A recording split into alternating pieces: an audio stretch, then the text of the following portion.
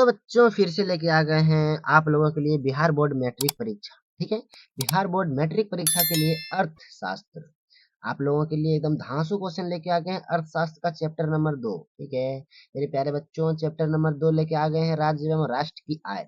राज्य एवं राष्ट्र की आय हम पढ़ेंगे। इस चैप्टर के जितने भी ऑब्जेक्टिव क्वेश्चन है मेरे प्यारे बच्चों, सारे के सारे ऑब्जेक्टिव क्वेश्चन आपको याद करा देंगे। तो मेरा नाम रामप्रिय कुमार, नमस्कार साथियों, स्वागत था आपके अपने YouTube channel RP online classes पर। तो आप नए हो चैनल पे तो चैनल को सब्सक्राइब कर लेना है, साथ में बेल आइकन दबा देना है और हाँ अपने दोस्तों के पास शेयर भी कर देना है। ठीक है, और हाँ वीडियो को लाइक फट से कीजिए ताकि हम अब वीडियो आगे बढ़ाएंगे। ठीक है, चलिए अब वीडियो को लाइक कर दिए हैं तो अपने प्रश्नों की ओर चलेंगे। तो मेरा पहला प्रश्न जो है मेरे प्यारे बच्चों देख लेते हैं। इस चैप्टर का जो पहला प्रश्न है वो पहला प्रश्न है कि भारत में किस राज्य की प्रति व्यक्ति आय सर्वाधिक है। Question Lalan top. ठीक है मेरे प्यारे बच्चों, क्वेश्चन है ललन टॉप है, भारत में किस राज्य की प्रति व्यक्ति आय सर्वाधिक है, तो गोवा की है।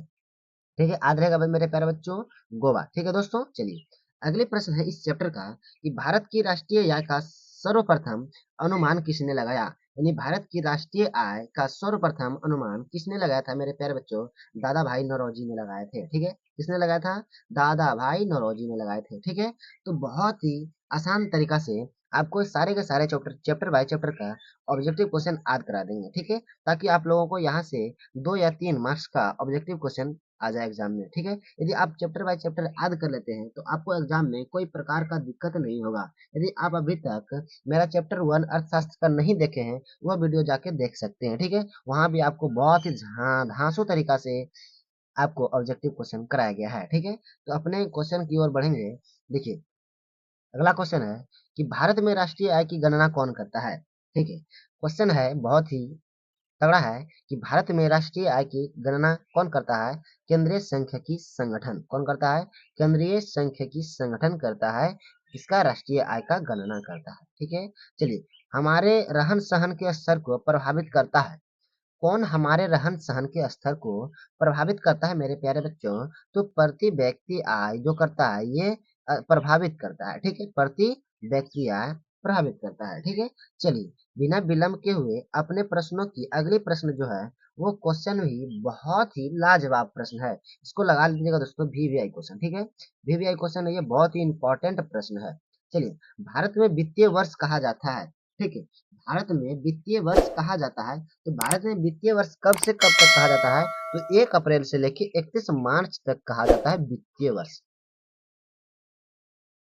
ठीक है, कब से कब तक कहा जाता है, 1 अप्रैल से लेके 31 मार्च तक वित्तीय वर्ष कहा जाता है। ठीक है, अगली प्रश्न है कि बिहार के किस जिले का प्रति व्यक्ति आय यानी सबसे अधिक है?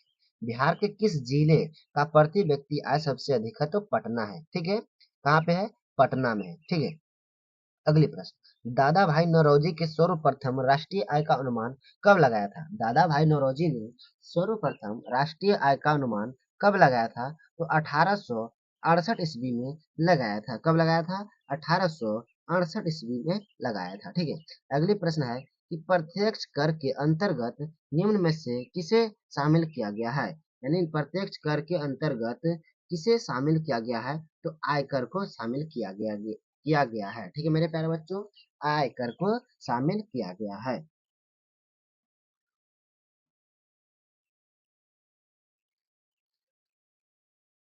अगली प्रश्न है सन 2008 से 9 के अनुसार, क्या है, सन यानी ईस्वी सन 2008 से 9 के अनुसार भारत की औसत प्रति व्यक्ति आय कितना था, तो कितना था दोस्तों, 25,494 रुपया था। प्रति व्यक्ति आय कितना था, 25,494 रुपया था। ठीक है, अगली प्रश्न है कि योजना में क्या है, योजना काल में भारत की औसत वार्षिक विकास दर सही रही है। ये वार्षिक औसत वार्षिक विकास दर रही है। ठीक है, ये 4.2% रही है। ठीक है, कितना, 4%, 4.2% रही है। अगली प्रश्न है कि y बराबर सी प्लस आई, क्या है, y बराबर सी प्लस आई फॉर्मूला को बताया है, प्रोफेसर केन्स ने बताए हैं। कौन बताया है, प्रोफेसर केन्स ने बताए हैं। ठीक है, अगली क्वेश्चन है कि बिहार की अर्थव्यवस्था में प्राथमिक क्षेत्र का मुख्य अंग है।